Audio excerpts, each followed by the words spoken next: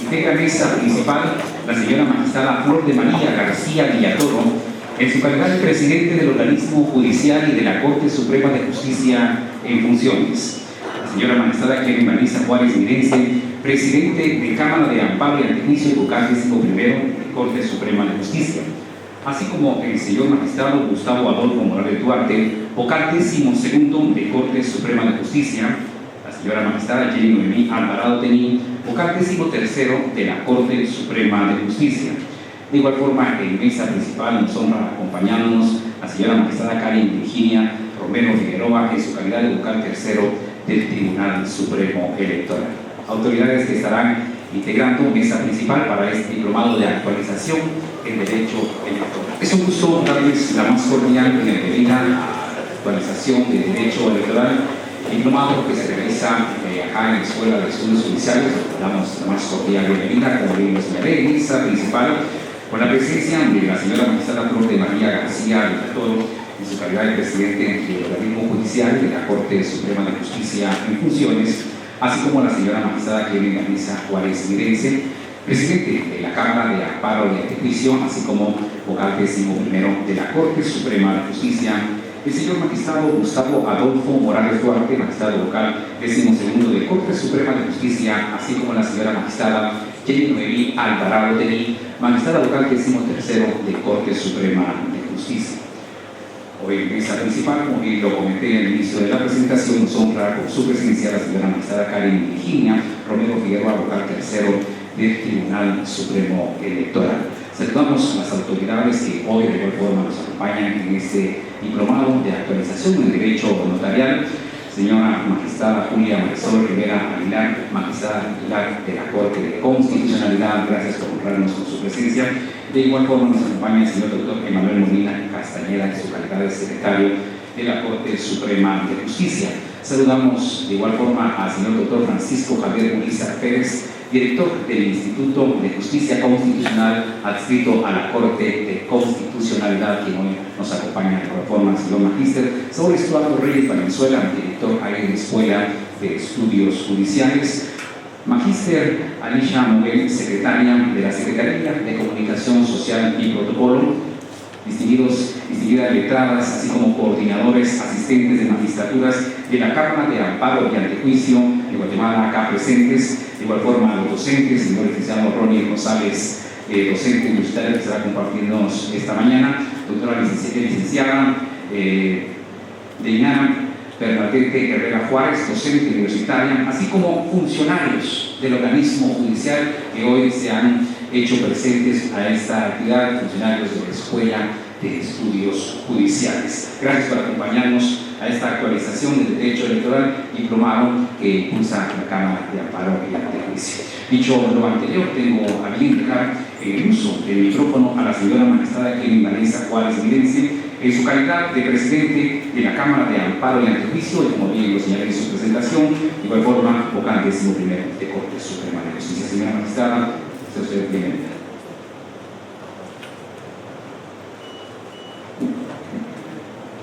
Muy buenos días a todos. Hago propio el vocativo expresado con anterioridad y aprovecho la oportunidad para extender un saludo cordial y atento a las distinguidas autoridades de la Corte de Constitucionalidad del Tribunal Supremo Electoral que nos acompañan el día de hoy, así como los representantes del Instituto Electoral y del Instituto de Justicia Constitucional.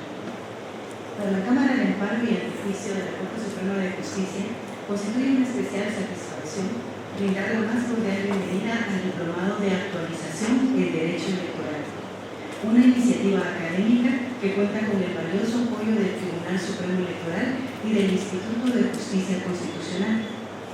Este diplomado forma parte de los esfuerzos orientados a fortalecer la formación continua y la actualización especializada en quienes contribuyen diariamente al quehacer jurisdiccional. La formación permanente y la actuación técnica representan pilares fundamentales para el fortalecimiento institucional y para el adecuado ejercicio de la función jurisdiccional. Los desafíos que enfrentamos actualmente, así como los desafíos que enfrenta la democracia, exigen operadores de justicia cada vez más preparados, con sólidos conocimientos jurídicos y una permanente vocación de servicio. Por ello, espacios académicos como este permiten no solo ampliar conocimientos, sino también consolidar las competencias necesarias para responder con rigor, independencia e imparcialidad los retos que se plantean en materia electoral. Durante este proceso formativo se abordarán temas de especial relevancia, entre ellos el marco normativo del proceso electoral, los mecanismos de impugnación, el amparo en materia electoral y la jurisprudencia aplicable, herramientas que consideramos indispensables para el análisis y la atención de los asuntos que, en el ámbito constitucional, pueden derivarse de los procesos electorales. Este diplomado constituye también una oportunidad para el intercambio de experiencias, la reflexión jurídica y el fortalecimiento de la cooperación interinstitucional, contribuyendo a la consolidación de equipos de trabajo altamente capacitados y comprometidos con la defensa del orden constitucional y los principios democráticos que sustentan nuestra República. En nombre de la Cámara de Amparo y Antejuicio, expreso nuestro sincero agradecimiento al Tribunal Supremo Electoral, al Instituto Electoral, al Instituto de Justicia Constitucional, por el apoyo incondicional en estos espacios de formación especializada que fortalecen las capacidades profesionales de los servidores judiciales y que contribuyen al robustecimiento del sistema de justicia y de la institucionalidad democrática del país. A cada uno de los participantes les deseo el mayor de los éxitos en esta experiencia académica y les invito a recibirla con compromiso, entusiasmo y responsabilidad, aprovechando cada jornada como una oportunidad para fortalecer conocimientos que sin duda contribuirán al mejor desempeño de sus funciones y al fortalecimiento de nuestro sistema democrático. Sean todos y todas muy bienvenidos. Muchas gracias.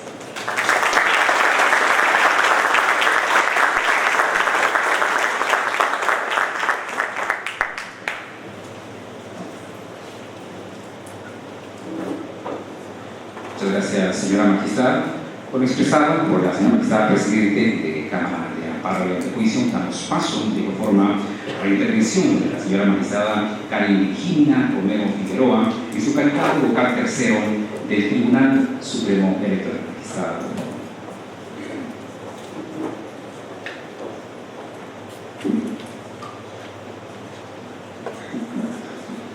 Muy buenos días a todos, muy buenos días a la mesa principal también y a todos los que nos acompañan.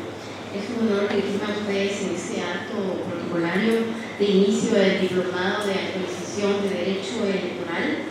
Es una actividad académica que refleja el firme compromiso institucional del Tribunal Supremo Electoral con el fortalecimiento a la cultura democrática, a la formación especializada y consolidada en el Estado de Derecho en Guatemala. Deseo expresar nuestro sincero agradecimiento como la octava magistratura del Tribunal Supremo Electoral al Pleno de Magistrados de la Corte Suprema de Justicia, así como a la Escuela de Estudios Judiciales también por su valiosa coordinación y apertura para el desarrollo de estos espacios formativos académicos. La colaboración institucional constituye un elemento indispensable para fortalecer las capacidades de quienes desde las distintas responsabilidades contribuyen a la tutela de derechos fundamentales, al adecuado funcionamiento de nuestro sistema democrático y que mejor ustedes, que son los sectores de la justicia constitucional también, ¿verdad?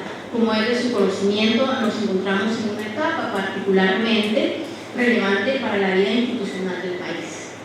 ¿Por qué? Porque Guatemala se está preparando para un proceso electoral, un acontecimiento que representa una oportunidad para la ciudadanía, para que ejercer plenamente los derechos cívicos y políticos y para las instituciones nos refleja que podamos reafirmar nuestro compromiso con la legalidad, con la transparencia, la certeza jurídica y el cumplimiento del debido proceso. En este contexto, el conocimiento y la actualización permanente en materia electoral requiere una importancia fundamental para que el derecho electoral pueda ser la base para una justicia democrática, transparente y certeza jurídica para la población, ¿verdad? Poder devolver esa certeza en la institucionalidad y trabajando íntegramente. No me queda más que decirles que el derecho electoral es una disciplina dinámica que exige un estudio constante de sus principios, sus procedimientos, la certeza jurídica y los desafíos contemporáneos que desembocan en una armónica justicia de paz democrática. La complejidad de los procesos electorales modernos demandan servidores públicos y judiciales que se encuentren capacitados para poder llevar a cabo los retos que se nos pueden presentar, con conocimientos sólidos, con la convicción de actuar siempre en el estricto apego al marco constitucional y legal basados en el debido proceso y legitimar ese principio de poder elegir y ser electo a través de la certeza jurídica. Precisamente por ello el Tribunal Supremo Electoral asume como una prioridad estratégica, juntamente con la Corte Suprema de Justicia, el fortalecimiento de las capacidades institucionales y la promoción de espacios de formación académica dirigidos a los distintos actores de la administración pública como de la administración judicial y de la sociedad en general. Esta visión responde no solamente a nuestro mandato constitucional y legal como Tribunal Supremo Electoral, sino también a los objetivos establecidos en el plan estratégico institucional vigente que nos hemos trazado como la octava magistratura. Nos satisface en estas actividades que sean impartidas por profesionales especializados que forman parte del Tribunal Supremo Electoral, quienes aportarán no solamente conocimientos teóricos, sino también experiencias prácticas acumuladas a través de años de trabajo y de servicio. De tal cuenta, estos espacios académicos permiten construir puentes de conocimiento, fortalecer la cooperación institucional, promover una visión común orientada a la defensa democrática y del orden constitucional reflejados en otro Estado de Derecho. Por ello, desde el Tribunal Supremo Electoral reiteramos nuestra disposición de continuar y seguir trabajando, impulsando iniciativas académicas que puedan promover el estudio, la reflexión y el intercambio de conocimientos en materia electoral. Estamos convencidos de que la educación y la capacitación constituyen herramientas indispensables para enfrentar los desafíos presentes y futuros de nuestra democracia. A quienes participan en este diplomado, que son ustedes, los diversos delegados de Cámara Penal, gracias a la magistrada presidente por esta gran iniciativa, en apoyo también a los magistrados de la Corte Suprema de Justicia. Quienes van a participar en este diplomado, les invito a aprovechar plenamente esta oportunidad de aprendizaje para compartir experiencias y contribuir activamente a la construcción de conocimientos que puedan fortalecer instituciones como es la Corte Suprema de Justicia y el Tribunal Supremo Electoral para poder fortalecer a la sociedad guatemalteca. Porque el trabajo de ustedes es lo que va a repercutir y lo que va a reflejar la sociedad, y ustedes son los que van a hacer conjuntamente con el Tribunal Supremo Electoral poder recobrar esa fortaleza y esa confianza de la sociedad. Finalmente, reitero nuestro agradecimiento a las y los magistrados de la Corte Suprema de Justicia y a todas las personas que han hecho posible esta actividad. Su apoyo demuestra que el fortalecimiento democrático es una responsabilidad compartida y una tarea permanente de todos. Les deseo una jornada académica exitosa y enriquecedora y pues bienvenidos entonces a esta jornada de actualización de Derecho Electoral.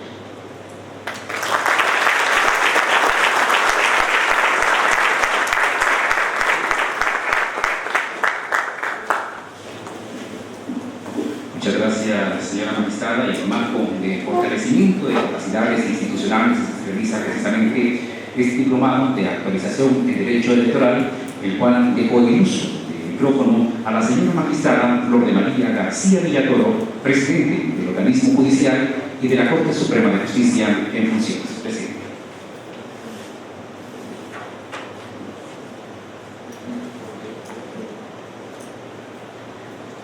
Muy buenos días a todos. Con un gran honor y con estricto apego al orden protocolario, extiendo un cordial y respetuoso saludo a las respetables autoridades que nos acompañan el día de hoy, honrándonos con su presencia.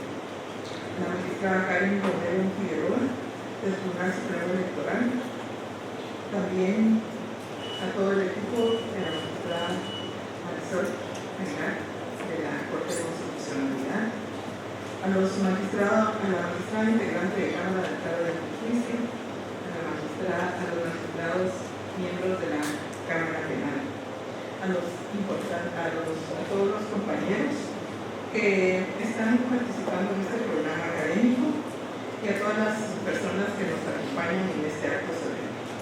Hoy tengo el privilegio de dirigirme a ustedes en el marco de inauguración del Diplomado de Actualización en Derecho Electoral, que como espacio académico constituye un paso importante en la construcción de una institucionalidad robusta, debido a que la educación continua es innegablemente la herramienta más poderosa que tenemos actualmente para responder con eficacia, eficiencia y rigor a las apremiantes demandas que plantea nuestro sistema democrático.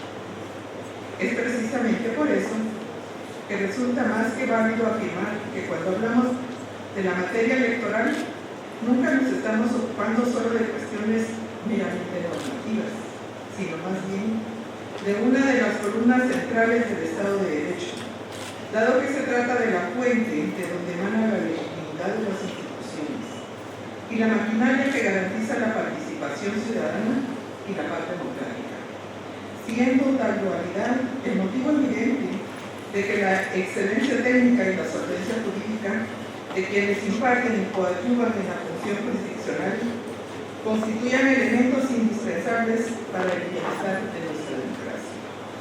Este diplomado, por tanto, representa una oportunidad estratégica para profundizar en la complejidad del proceso electoral, en los recursos previstos por la normativa electoral, en la jurisprudencia especializada y en la figura del amparo en materia electoral, que son todas temáticas muy gráficas frente a los desafíos que nos impone el próximo ciclo electoral y la imperiosa necesidad de contar con instituciones más sólidas y preparadas para dar respuesta debida a una ciudadanía que desconfía en general de este tipo de procesos. Profundamente conscientes de esta oportunidad de exigencia, el organismo judicial reitera su compromiso auténtico con la profesionalización continua, el fortalecimiento de las capacidades institucionales y la promoción de foros académicos que, como este, coadyuvan al logro de una justicia más eficiente, más técnica y, sobre todo, más cercana a la ciudadanía a la que le servimos. Quiero expresar, por todo esto, mi más sincero agradecimiento al Tribunal Supremo Electoral, al Instituto Electoral, al Instituto de la Corte de Constitucionalidad y a todos los funcionarios y empleados que hicieron posible esta iniciativa académica, especialmente a la Presidencia de Cámara de Amparos y ante el juicio de la Corte Suprema de Justicia. Como ustedes saben bien, es la que está dirigiendo esta capacitación para todo el personal de las distintas localías de dicha Cámara. Dado que estoy totalmente convencida de que la cooperación interinstitucional es un instrumento clave que no solo multiplica nuestras capacidades receptivas, sino, más aún, la confianza entre las instituciones, que es condición previa e inexorable para el fortalecimiento democrático de nuestro país. A quienes hoy inician este proceso formativo, ustedes, por otra parte, les exhorto a asumirlo con la máxima responsabilidad, compromiso, apertura y certeza de que cada lección aprendida se traducirá en una herramienta adicional que les servirá continuamente en el ejercicio de sus funciones eficientes y en la protección de los derechos de los guatemaltecos, de las guatemaltecas. Esta última reflexión sobre la importancia de la educación en materia electoral es sumamente vital. Debe suscitarse siempre, razón por la cual finalizo recordándoles cierto pensamiento de un líder de la democracia, el primer ministro de la India, Narendra Modi, quien hace tiempo ya agotó su argumento, que la verdadera raíz de la democracia está en la educación, y por ello su fundamento solo puede fortalecerse realmente cuando se forma a los ciudadanos del presente y del futuro en el proceso electoral, esperando sinceramente que las competencias que han de adquirir trasciendan mucho más allá de ustedes mismos, les comparto mi firme convicción de que efectivamente esta jornada académica dejará en ustedes una huella perdurable que enriquecerá su quehacer profesional y el de la institución en que se desempeña nuestro compañero. Por lo anterior, en ejercicio de las atribuciones que me confiere el cargo en funciones, declaro formalmente inaugurado el diplomado de actualización en Derecho Electoral. Muchas gracias.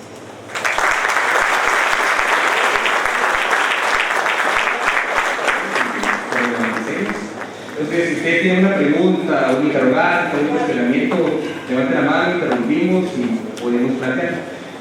Al final, habla con total libertad. De eso se trata. El derecho electoral pues es demasiado dinámico, es una rama muy per se que lamentablemente en la formación académica universitaria de Guatemala la incluye dentro del marco del derecho constitucional, pero son dinámicas muy diferentes y por lo tanto es que si surgen dudas o cuestionamientos vamos a hablar con total normalidad y a mí me gusta que me digan mi licenciado, entonces si me pueden llamar por mi nombre yo soy feliz. Esas son solo 4 letras porque es imposible de olvidarlo, ¿verdad?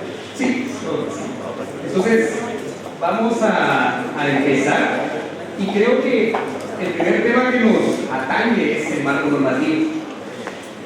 No soy muy partícipe de entender y explicarles o describirles qué es la ley electoral y de partidos políticos, sino tener y entender por qué llegamos a una ley electoral y de partidos políticos.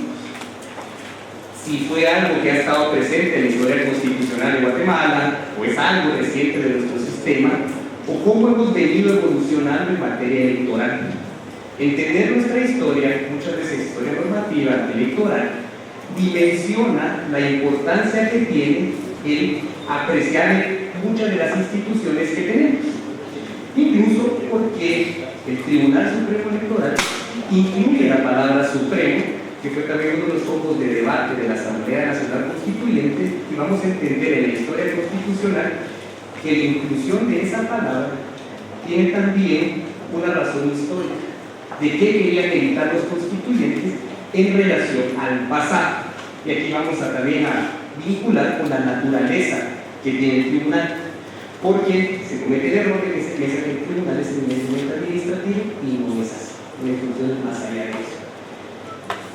Acá, nosotros lo que nos tenemos que ceñir primero es al tema de la reforma liberal. Con la reforma liberal, que fue en 1871, es donde podemos encontrar un primer antecedente de legislación o reglamentación electoral, con el decreto número 38. La presentación se la vamos a compartir en el portal, entonces, primero que pongan atención a estar tomando tanta nota porque igual va a estar en el portal. Ahora, ¿qué pasa? Anteriormente al tema de la reforma liberal, era que se emitían decretos o reglamentaciones para legislaciones específicas. Por ejemplo, en la Constitución de Cádiz, lo único que teníamos como antecedente electoral eran las juntas parroquiales, las juntas departamentales y la Junta Nacional. De ahí viene el modelo de juntas electorales que tenemos hoy actualmente desde la Constitución de Cádiz, como órganos temporales. Ahora, ¿qué pasa? Durante ese tiempo se emite el decreto número 38, que es para la convocatoria a la Asamblea Nacional Constituyente. Producto de esto, como ustedes pueden ver, al año siguiente se regularon las elecciones con el decreto número 39 de 1871. Comienzan a verse las calidades que deben tener los electores, la integración de las juntas. Ven otra vez que el aspecto de las juntas electorales que ha estado presente en la historia constitucional de Guatemala y sobre todo en la materia.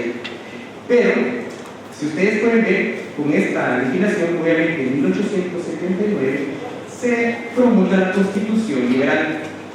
Ahora, ¿qué pasa? Estas leyes o estos decretos no eran permanentes en el tiempo, eran, digamos, solo para esa elección. Entonces, nos tenemos que ir hasta 1887, cuando finalmente se aprueba la ley reglamentaria de elecciones. Aunque se pensó que era para una sola elección, esta se mantuvo perenne para las siguientes elecciones hasta el año de 1931. Ahora, ¿qué pasa? Si ustedes quieren ver, el primer antecedente es el decreto 43. Y lo que ven, en ese tiempo, los magistrados de la Corte Suprema de Justicia pues eran electos mediante elecciones populares. Entonces, cuando hablan de que, por ejemplo, el modelo mexicano, la elección de jueces por voto popular, Guatemala ya no tuvo una historia constitucional. Entonces, ahora. Posteriormente, pues tenemos que ir hasta el año de 1945. Posteriormente, en 1944 es donde se registra la revolución del 20 de octubre de 1944. En esta revolución, pues claramente la Junta Revolucionaria comienza a emitir decretos, los decretos revolucionarios, y bueno, algunos de ellos eran sobre todo para el tema de convocatoria a elecciones y a convocar a la Asamblea Nacional Constituyente para poder promulgar una nueva constitución. Les hicieron la pregunta, ¿cuándo fue o el primer antecedente que se tiene registrado donde se reconoce o se habla del reconocimiento del derecho al voto a la mujer? ¿En qué texto se incluyó el reconocimiento del derecho al voto a las mujeres?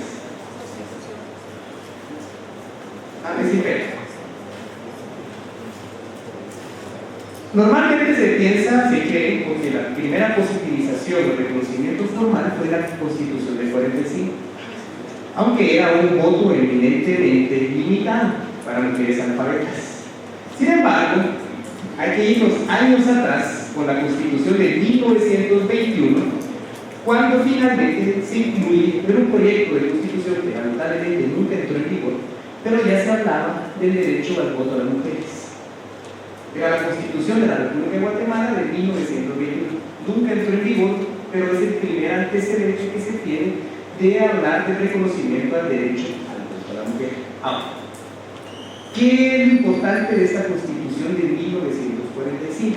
Ya se comienza a hablar de la pluralidad de los partidos políticos, la libre participación, y es así que en el artículo 33 se habla de la ley electoral. ¿Qué incluye esta ley electoral? Entre varias cosas, el registro cívico, el registro de electores y el registro de los partidos políticos y candidatos. No había una autoridad suprema en materia electoral, sino que muchas veces había injerencia del Congreso. Es decir, que la declaración de la validez de las elecciones venía del Congreso y los escrutinios eran realizados como una intervención del organismo legislativo. Es decir, que la reserva jurisdiccional en materia electoral no estaba para una autoridad electoral como tal, pero hay que posicionarnos que durante esa época no era la tendencia que se manejaba en América Latina. Ahora, acá, en el año 56, luego del golpe de Estado contra Jacobo Arbenz Guzmán, liderado por Carlos Castillo Armas, que se da la contrarrevolución de 1956, es que se crea una constitución, pero esta constitución entra en una etapa que se ha denominado, comienza la etapa de la contrainsurgencia. Si usted lee la constitución de 1956, al final restringe la participación política de partidos políticos atendiendo a determinada ideología o consideraban que atentaban contra la seguridad nacional o la seguridad del Estado. Es decir, que el aspecto de la libre participación o la libre formación de partidos políticos no existía durante esta época. También es así que en el año de 1956 se emite la ley electoral. ¿Qué particularidades tiene acá? Se reconoce a la autoridad electoral como un órgano administrativo, autónomo, integrado por 3 magistrados titulares, 3 suplentes que eran nombrados por el Congreso y el presidente, pero no tenía competencia exclusiva en materia electoral. ¿Por qué creen que no tenía competencia exclusiva? Hay una que ya se la dije y la otra está en la presentación, pero analicemos por qué era que realmente la autoridad electoral no podía ser independiente y autónoma en sus decisiones, sino que había injerencia de otros organismos y otros poderes. ¿Por qué creen?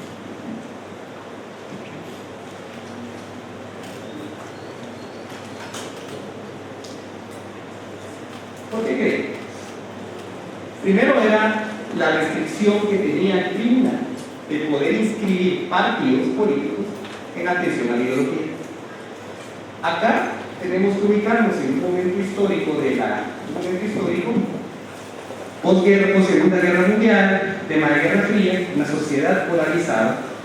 En América Latina, por la injerencia, la influencia de los Estados Unidos de América, claramente había una cierta política que venía desde el norte de poder impedir la participación, que no se proliferara, mencionaban ellos, el tema del comunismo a nivel continental. Por eso es que la primera restricción era la limitación a la formación de partidos políticos, no existían.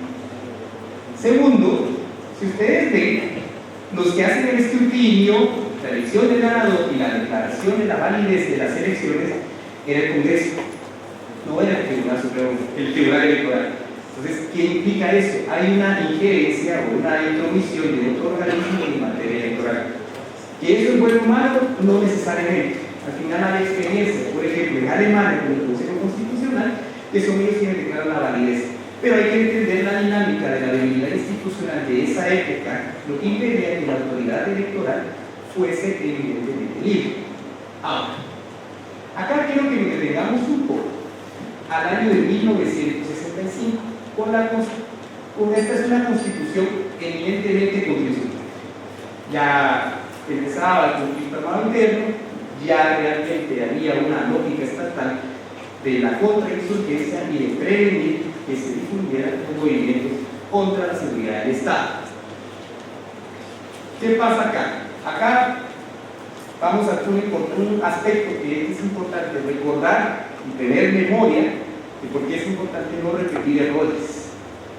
En ese momento se crean dos órganos electorales.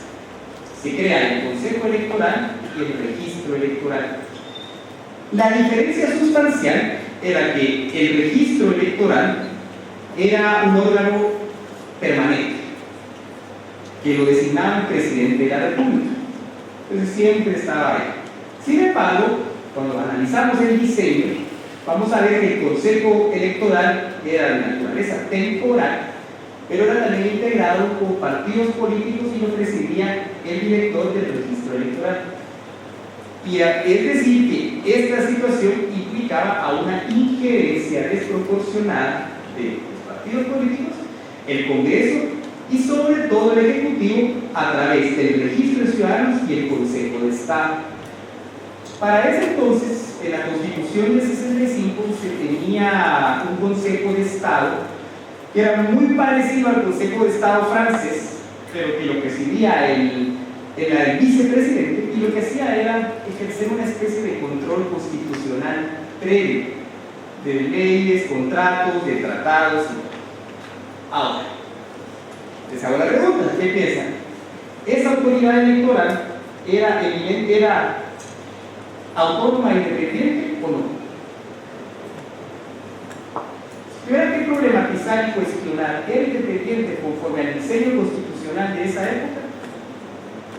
Si había un nivel desproporcionado de injerencia del Ejecutivo respecto a la autoridad electoral, no existía una independencia como tal, porque primero estaba supeditado a la discrecionalidad del Ejecutivo, sobre todo por el Consejo de Estado y el director del registro electoral, pero sobre todo al ser de carácter temporal, implicaba que no tuviera ese control constante de la jurisdicción electoral. Y además acá realmente persiste la lógica de que sea el Congreso quien declare la validez de la elección, sobre todo para presidente y vicepresidente. Aquí hay un punto. Para esa época se emite la ley electoral y de partidos políticos, que es el decreto ley 387. ¿Qué particularidades tiene este decreto? En este decreto también había una amplia injerencia del Ministerio Público respecto a la conformación, constitución de partidos políticos y la cancelación de los partidos políticos. Para poder constituir un partido político era necesario contar con el aval o el visto bueno del Ministerio Público, sobre todo para determinar si el partido que se quería constituir no contravenía o no pertenecía a una ideología o amenazaba la seguridad del Estado. O sea, era muy limitada la participación. Y para la cancelación de un partido político se le daba audiencia al Ministerio Público para que pudiera emitir sus consideraciones y opiniones. Es decir, no había una reserva exclusiva de la autoridad electoral en materia de partidos políticos. Hay un aspecto que los constituyentes tomaron en cuenta para poder redactar. Acá vamos ya, quiero que nos ubiquemos en los años 80, digamos, que en el contexto histórico era la etapa más cruda y dura del conflicto armado interno, donde se registraron las mayores violaciones a derechos humanos y las mayores masacres. Es decir, que a nivel internacional Guatemala tenía mucha presión internacional, Guatemala estaba aislada internacionalmente por todo este tipo. ¿Y qué pasa? Es importante tener en contexto esto que menciono, porque esto hizo que se cambiara la lógica de los que el ejército en ese entonces y obligase a la transición democrática. Ahora, nos vamos acá a 1982. En 1982 se da el golpe de Estado, donde se derroca a Romero Brujas. Este golpe de Estado liderado por Ríos Montt, lo que estaba haciendo era primero derogar la Constitución de 65 y emitir el Estatuto Fundamental. Prácticamente fue el estatuto que configuró como una especie de constitución y comenzó a funcionar como norma fundamental. Dentro de, digamos, todos los decretos ley que se han emitido, que se emitieron en ese entonces, los tres más importantes para materia electoral son el decreto 3083, el decreto 3183 y el decreto 3283. Los tres son decretos ley. ¿Por qué? Con el decreto ley 3083 es que se crea el Tribunal Supremo Electoral. El Tribunal Supremo Electoral no lo crea la ley electoral y de partidos políticos, no lo crea la Constitución, lo crea el decreto ley 3083. ¿Qué significaba esto? Acá ya se le reconoce como un Tribunal Supremo Electoral que tiene carácter permanente y autónomo, se le reconoce la exclusividad en materia electoral y, si pueden ver, ya se le reconoce esa posibilidad de declarar la validez de las elecciones, algo que no se veía en los modelos anteriores, y también la exclusividad en la resolución y atención de todo lo relativo a la inscripción, sanción y cancelación de las organizaciones políticas. Si yo les preguntase cuándo empezó el Tribunal Supremo Electoral a existir y a funcionar, fue el 1 de julio de 1983. Estamos próximos al aniversario. Ahora, ¿cómo se integraba? Se integraba por 5 magistrados titulares y suplentes que eran electos en ese entonces por la Corte Suprema de Justicia en base a una comisión de postulación. Acá ya se sigue el modelo que se tiene actualmente, y que en ese entonces la comisión de postulación estaba integrada por el rector de la Universidad de San Carlos de Guatemala, por un representante de los presidentes de las asambleas de presidentes de los colegios profesionales, de un representante de las facultades de ciencias jurídicas y sociales de las universidades del país y un representante de los rectores de las universidades, muy similar al modelo que se tiene actualmente. Ahora, se presentaba la nómina de 20 y la Corte Suprema de Justicia los elegía para un periodo de, no recuerdo el periodo, pero elegía a los 5 titulares suplentes. Como pueden ver acá se comienza a incluir el modelo de comisiones de postulación para la elección de los magistrados. En esa época se pensaba que era lo mejor, porque al final era una manera de que se podían asegurar de que podían elegirse a las personas más idóneas para el momento histórico. Es así que el primer presidente es Arturo Germán, que es una referencia en cuanto a materia electoral sobre todo lo que hizo en los años 30 y sobre todo su papel durante el autogolpe del Serranazo de 1993. Paralelamente tenemos en la ley de registro de ciudadanos era evidentemente sobre el tema de otro organismo electoral, y la ley de organizaciones políticas. Si ven acá, son tres leyes diferentes. Normalmente en los países, en experiencias comparadas, de derecho comparado, se busca o se promueve o se aconseja de que realmente sean cuerpos normativos diferentes los que regulen a la autoridad electoral, a los partidos políticos e incluso a los registros electorales. Es una cuestión, pero vamos a ver que Guatemala optó por la tendencia de la codificación o la unificación en un solo texto, y hay una razón de ser que la discuten los constituyentes cuando fue la discusión dentro de la Comisión de los 30 para por qué tenía que estar codificado. Recuerdo que fue Manuel Javier, recuerdo que fue el que comenzó a proponer ese tema. Ahora, acá estamos en el año 83, aquí no nos estamos moviendo en el año 83, es lo que hay. ¿Qué pasó? En ese año 83 se da otro golpe de Estado, donde se derroca Ríos Montt y Mejía Víctor asume la presidencia. Y es producto de las presiones internacionales, aislamiento internacional que se tenía hacia Guatemala por el tema de la violencia que se vivía, y sobre todo porque dentro del seno del ejército comenzaba a cambiarse o a entender que necesitaban implementar una doctrina de estabilidad nacional. Jennifer Schimmer, que hace una investigación sobre el tema de la doctrina militar durante los años 80, contempla que a niveles estratégicos y operativos para esa época la guerrilla ya estaba prácticamente derrotada. Y el ejército entendió que lo mejor era transitar hacia una democracia, porque se corría el riesgo que, así continuara ese recrudecimiento de la violencia, podía perderse legitimidad o perder control. Entonces, en ese entonces, los oficiales militares entendieron que la mejor manera era institucionalizar o democratizar al país. No la de paz, era la democracia. La paz fue hasta mucho tiempo después. Porque eso también iba a ser una medida contrainsurgente, también legitimar y sobre todo evitar el aislamiento de Guatemala, porque nos tenían aislados ante la comunidad internacional, y sobre todo había una presión de la política exterior estadounidense, entre comillas, porque vemos que la lógica bélica en ese entonces con Kissinger era muy diferente a las bambalinas que lo que formalmente decía. Entonces, ¿qué pasa con la transición democrática? ¿Qué necesitábamos para poder transitar hacia una democracia? Necesitábamos una constitución.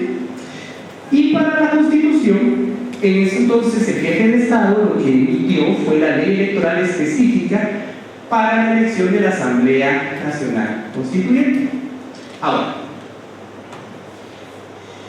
¿por qué creen que tenemos una ley electoral y de partidos políticos, una ley de amparo, de exhibición personal y de constitucionalidad, de rango constitucional y una constitución? ¿Por qué creen que las tenemos? ¿Por qué existe eso? Algo muy sui generis de Guatemala. ¿Por qué tenemos esas dos leyes de carácter constitucional? ¿Por qué creen?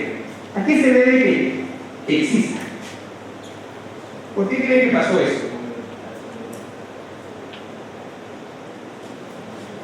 Si ustedes ven el decreto, este decreto de ley 384, lo que buscaba era no solo que se emitiera una ley electoral, una constitución como tal, sino que también en ese decreto se acordó que se debía discutir una ley electoral y una nueva ley de amparo, habeas corpus de y de constitucionalidad, de rango constitucional. Entonces, ustedes quieren ir a ver el fundamento de por qué la Asamblea Nacional Constituyente discutió estas dos leyes importantes, tiene el decreto ley 384 del jefe de Estado. Es por eso que ustedes van a ver los diarios de las sesiones de la Asamblea Nacional Constituyente, están los diarios de sesiones de las discusiones en sí del Pleno, pero también hay discusiones de la llamada Comisión de los 30, que era dentro de toda la Asamblea un grupo de constituyentes que se dedicaron exclusivamente a discutir sobre estas dos leyes. Entonces, van a haber conceptos tan interesantes que en esa época se hablaba del voto de los guatemaltecos en el extranjero, ya se hablaba de la independencia de la autoridad electoral desde la lógica del presupuesto, o sea, cómo el presupuesto puede constituirse en una herramienta o un instrumento para mermar la independencia de la autoridad electoral, y sobre todo con la Constitución. La Constitución se eligió el 1 de julio de 1984 y participaron 17 partidos políticos. Si ustedes recuerdan, había una dificultad para constituir partidos políticos, sobre todo por las limitaciones constitucionales que venían del 65 y sobre todo por el clima que imperaba, por ejemplo, el Estatuto Fundamental. Entonces creo que se habilitó temporalmente, o se le facilitó a cualquier organización que quisiera participar la conformación de partidos políticos. Entonces se simplificaron, se flexibilizaron los requisitos, porque lo que querían de la Asamblea Nacional Constituyente no solo querían un partido de determinada esfera o lógica ideológica, sino que querían la mayor representación de todos los sectores del país. Por eso es que ustedes ven partidos de diferentes ideologías dentro de la discusión de la Asamblea Nacional Constituyente. Y es así, lo que se buscaba era legitimar el proceso de la Asamblea Nacional, porque si hubiese sido solo con un foco, con un polo de pensamiento, el problema era que no fuese legítimo a nivel de la ciudadanía. Ahora, si usted en este censo de 1985 estábamos casi por 6 millones y cerca de 2 millones de participantes, 2 millones de empadronados, y la participación fue cercana al 70% del padrón electoral para elegir esta Asamblea Nacional Constituyente, y se eligió el 1 de julio de 1984. Acá quiero que vamos ya a entrar en materia de nuestra ley electoral y muchos aspectos que eran importantes. Primero, la pregunta que les dije: si antes teníamos 3 leyes, ¿por qué ahora solo tenemos una? Ley electoral y de partidos políticos. Resulta que cuando se estaba en la discusión de la Asamblea Nacional Constituyente, ellos acordaron que lo mejor era codificarlo, unificarlo en un solo texto, porque iba a favorecer la aplicación e interpretación de la ley. Es decir, fue un criterio más práctico en el sentido de facilitar su aplicación. Nada más eso es. No se hicieron muchas vueltas, no dijeron que va a ser más fácil que todos tengan una sola ley para que no estén buscando ninguna de otra de otra. Ese debe. Acá lo que quiero es que vayamos directamente a qué fue la discusión. La discusión se hizo en una comisión específica de la Asamblea Nacional Constituyente. Supongo que hay constituyentes, ahí está Taracena, está Sicariza, David Sucharita, recuerdo que también está Maldonado Aguirre, también estaba en esta discusión de la Asamblea Nacional, de este grupo en específico. Ahora, la palabra supremo.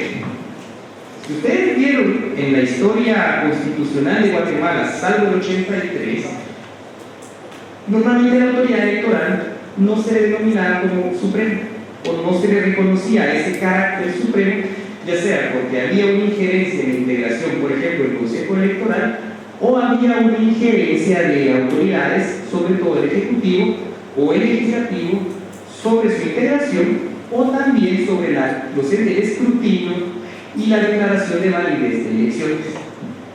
¿Qué pasó acá?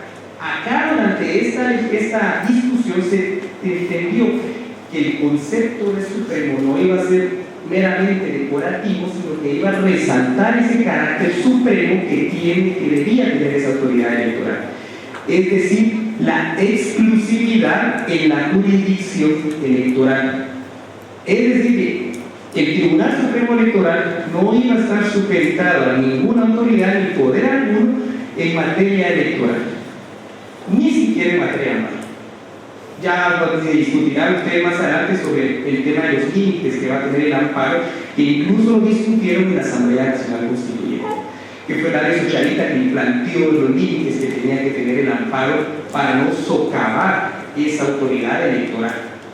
Ahora, uno de los aspectos importantes y la preocupación que tenían los constituyentes de esa época era: ¿cómo voy a garantizar la autonomía y su independencia? Y si ustedes ven, es en el artículo 121, si no estoy mal, de la ley electoral. Díganme, por favor.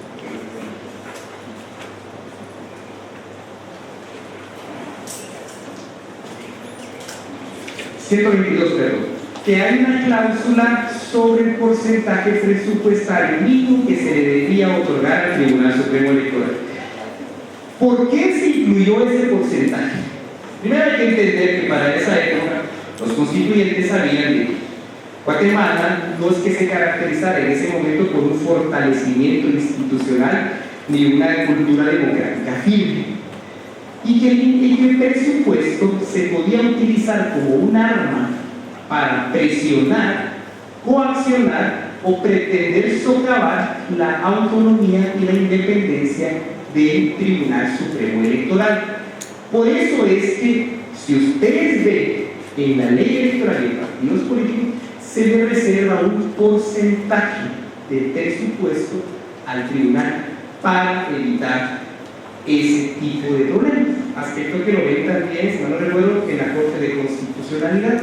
Es por eso el constituyente no confiaba en el Congreso y decidió mejor dejar la cláusula de que no se podía atentar contra la autonomía financiera, porque si ustedes quieren socavar la autonomía de la institución, basta con cortarle fondos y normalmente la tienen plegada. Entonces, eso es lo que se quería evitar en ese tipo de aspectos.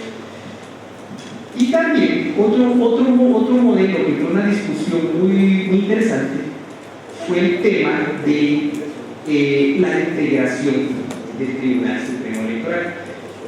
Si ustedes tienen el antecedente anterior, era un consejo electoral, que era un órgano temporal, pero los constituyentes comenzaron a decir, bueno, otra forma en la que yo puedo garantizar la independencia de sus magistrados es el tema de la incompatibilidad con el ejercicio de la profesión y con el ejercicio de otras funciones. La discusión en su momento se centró específicamente en los magistrados titulares, aunque claro, a los suplentes se les dio la posibilidad de que pudieran continuar, aunque claro, hay un debate muy interesante dentro de la academia de qué tan factible es que esa incompatibilidad pudiese ser también extensiva a ser magistrado suplente, porque al final en algún momento va a conocer y él debe evitar que pueda afectarse su independencia y su autonomía. Ahora, si ustedes ven, los constituyentes también tenían claridad en un punto. Ellos lo que querían era fortalecer los partidos políticos. La lógica del constituyente era, oye, necesito fortalecer a los partidos políticos. Esa es una de las razones que ustedes pueden ver por qué no se permiten candidaturas independientes en toda nuestra historia constitucional contemporánea. Es por eso, porque para el constituyente el fortalecimiento de los partidos políticos era una necesidad.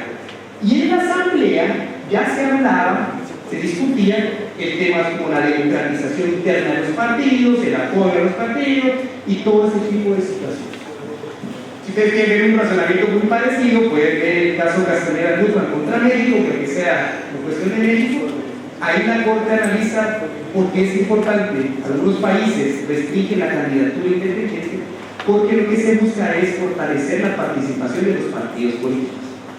Por eso es que para el tribunal es de una importancia el tema del fortalecimiento de los partidos políticos. Ahora, con la elección prácticamente se continuó con el modelo y de comisiones de postulación.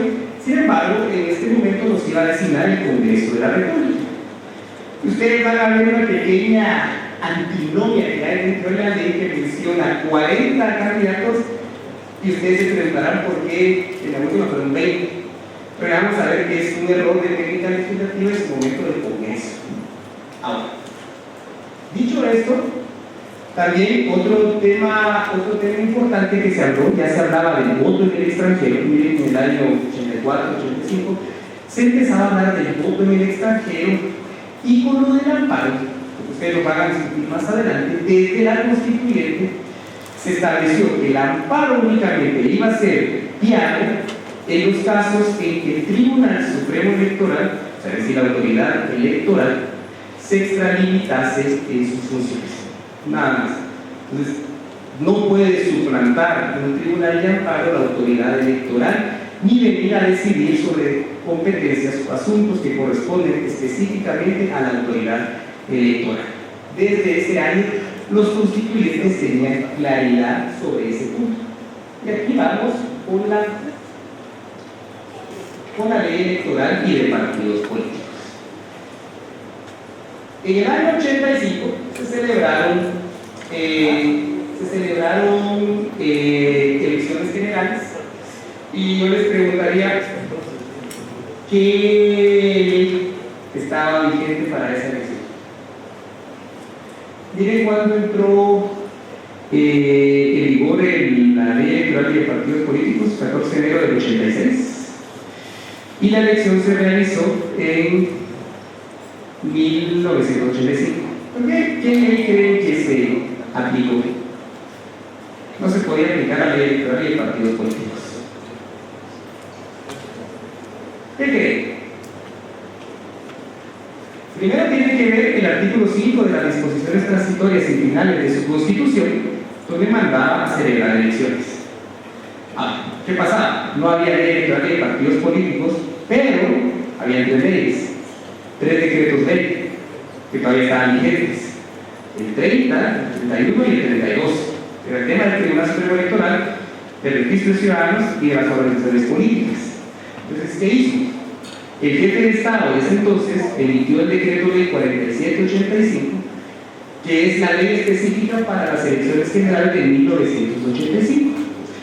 En esa ley, en ese decreto ley, lo que hace es que le delega al tribunal la organización, calificación y la declaración de validez de los resultados, pero apegándose al marco normativo de los 3 decretos ley: el decreto ley 3083, 3183 y 3286.